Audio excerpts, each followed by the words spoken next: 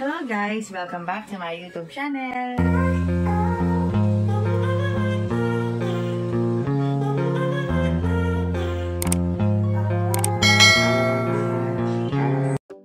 Training ng Creamline Cool Smashers.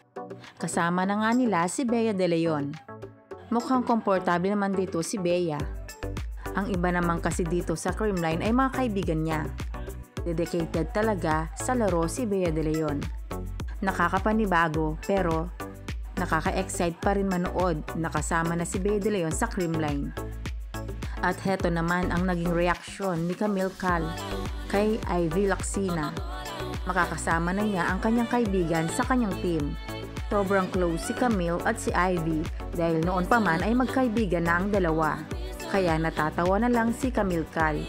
At syempre excited na rin siyang makasama ang kanyang kaibigan. At heto ang kanyang mga reaksyon. Una talaga sobrang excited ako pero ngayon natatawa ako kasi hindi ko alam. Well, best friends kasi kami talaga and I don't know, I'm just really excited.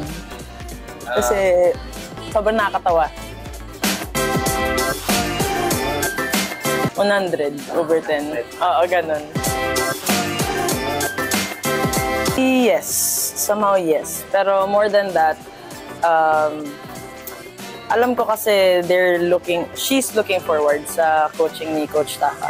Kasi nga, Japanese, ganon. And of course, syempre, ako na tubi. Charot.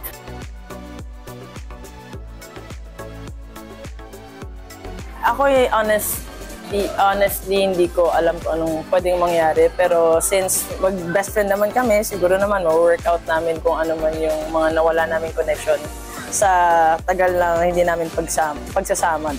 So, ayun.